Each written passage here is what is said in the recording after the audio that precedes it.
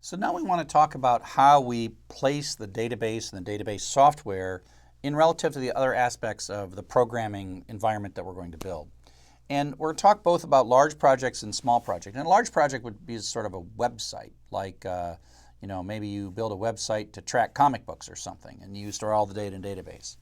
And so in a large project, and we're not going to do it so much in this class, but I figure it's time, now that we're learning about databases, to sort of give you a sense of how they're used in these online systems. And maybe in a future course, you'll see how they're used learn how to do this in large projects. But there are generally sort of two roles. One is the person who writes the application and produces the user interface for the application and for the website. And then there's the other that actually sort of monitors and adjusts the database. And that person is the database administrator. Often in a large project, you will get some advice as an application developer from a database administrator. And the idea is the database tuning and monitoring is a somewhat specialized job. And so in a professional environment like the open source learning management system that I work on named Sakai, in production, I don't get as a developer, so that's who I am. This is me. I'm a developer. I write cool code. I make really neat widgets for the end user, and this is the end user in a web browser talking to my cool thing, and I add a little button and stuff like that. And I write code that actually talks to the database server, which is both code plus the data storage itself. And I write code that talks SQL to the database server and gets data back and then formats it for the end user. And that's what developers do. They are the ones that create application software. The database administrator, generally we don't let the developer talk to the database, the production database, directly, because we're afraid the developer will break it. And that's probably because there's been a lot of experience where developers broke it. So we have a special person called the database administrator. And they're the ones that are allowed to talk to the database. Now, because the database is both storage and software, it can take SQL queries from many different sources, both the application or database tools. And so the database administrator has like a direct way to talk to the database and get data back. And so if something's going wrong, like it's gotten really large, what's going on? So the database administrator will start running commands straight to the database, whereas the developer generally has no access to the real database. Eventually we can write a new version of the application software. And so that's kind of the split between the roles between developer and database administrator in large projects. And the database administrator does helps with the design and implementation, and often a database administrator is shared across a number of software projects. But that's not exactly what we're going to do, right? So it'd be nice, maybe you have a job, maybe you do have a job that there's a database administrator and it'll kind of look like that. But right now, during this class, we've met the database administrator and the application developer, and they're both you, okay? They're both you, or me, right? And so what's going to happen now is you get to do both roles. And later, if you have somebody to help you with it, you might turn more into the developer side or more into the database administrator side. That's perfectly fine. So we still have a database system, right? And that's got both the logic, the software that makes the database smart, and the data itself. And we talk to it. And the program we're going to use initially right now is we're going to study the DBA way of doing business. You're going to write SQL. You're going to talk to this little piece of software that's going to submit stuff directly. And so you are going to act as a database administrator. We're going to create tables, put data in them, and we're just going to type stuff in to this application called SQLite Browser. There are others of these applications that are like database administrator applications. Much later, we are going to start writing Python programs. And in those programs, we're going to talk to the same database files using SQL. And we're not going to write programs that have a web interface. That would be like Twitter or comicbookregistry.com or whatever. We're going to have various sources of input, sometimes files, sometimes network. And we're going to write programs that read this stuff and clean it up. Often there's a cleaning step. And then we are going to write the data into a database. And so we're going to grow this data, fill it up. And then we'll sort of be done with this phase of acquiring data, and all our data will be sitting in a database. Then we will write another Python program to read this data and maybe make a pretty file. And even later in the class, we will be visualizing that or sending it to various other places. You might send it to R to do statistical analysis, or Excel to do some simple analysis or visualization, or we'll use JavaScript to make pretty pictures and spinning things and whatever. So the basic pattern here is it's the same. We're going to have sort of apps, and then we're going to have DBA, but they're both U. So the thing we're going to focus on first is right here. The database we're going to use is a thing called SQLite, and the software we're going to use is what I told you to install right at the beginning a while ago. Hopefully you've done that, SQLite browser, because otherwise you can't talk to the database unless you have something equivalent to this, and they do exist. But the basic pattern is read data, clean it up, stick it in the database in a sensible and organized way, and then write other applications to make sense of it and analyze the data. And that's what we're going to be doing coming up. So when we build this data, I mentioned the word schema, right? That we come up with a contract for exactly the way the data is supposed to look. And with this contract, the database software can make the best use of itself, right? It can make good use of the disk drive. It can make good use of all these other things. And so we call this the database model, and it's best thought of as a contract.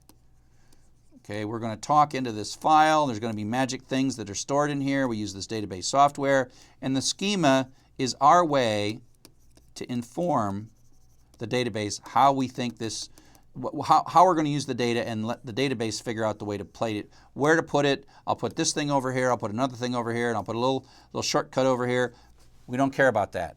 We say this is the data model we're going to work with, and you, the database code, are supposed to be really smart and figure out how to make the most sense of that. So the data model is not just the SQL to query it, but the data model is our contract about the shape of what we're going to store and retrieve in our database. So there's a number of common database systems. I've mentioned several of them. Oracle is awesome. It's a company that was effectively created just to make a database system. And they were founded at the birth of the relational movement and won because they were very good at it. The others who didn't win were like IBM and others, although they all have relational databases as well.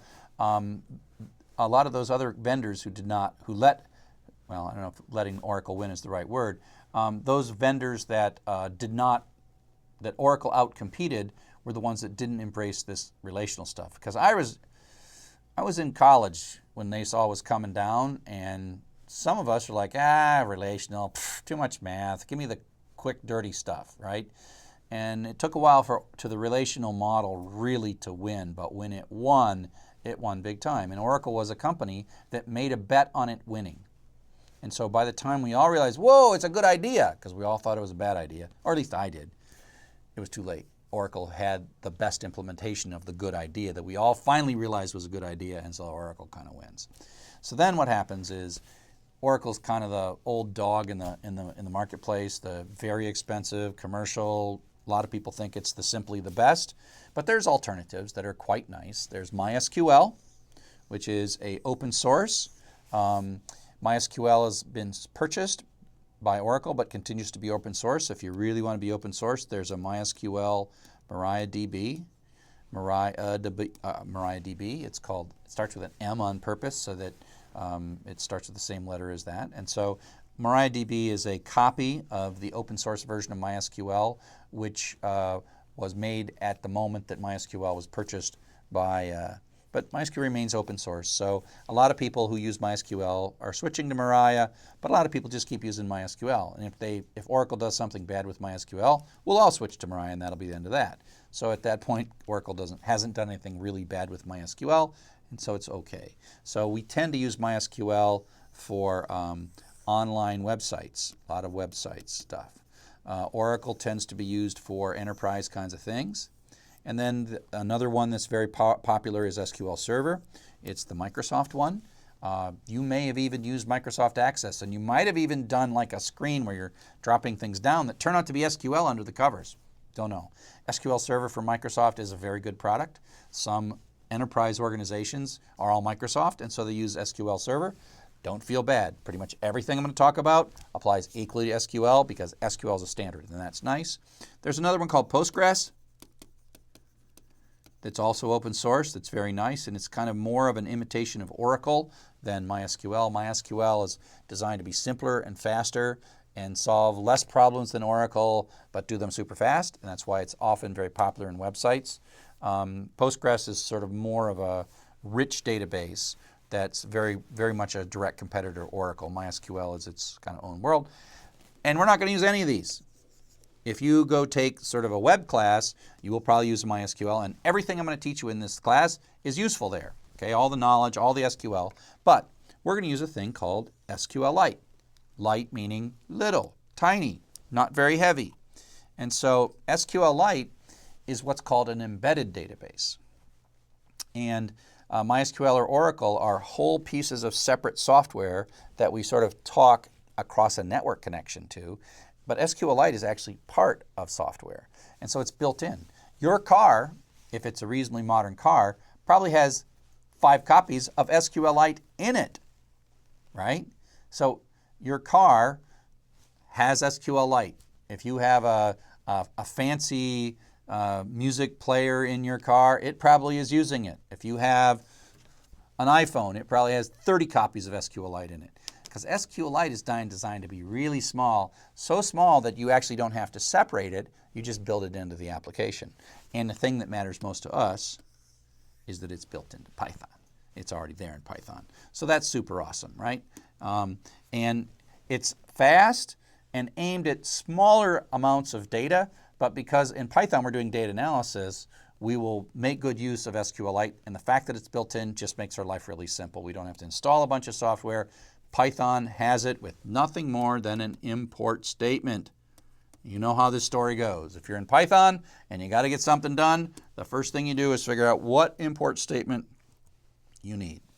Okay? So that gives us a sense of the SQL applications that we'll be using. Up next, we're really going to start writing some SQL, make a database and put some tables in and put some data in those tables.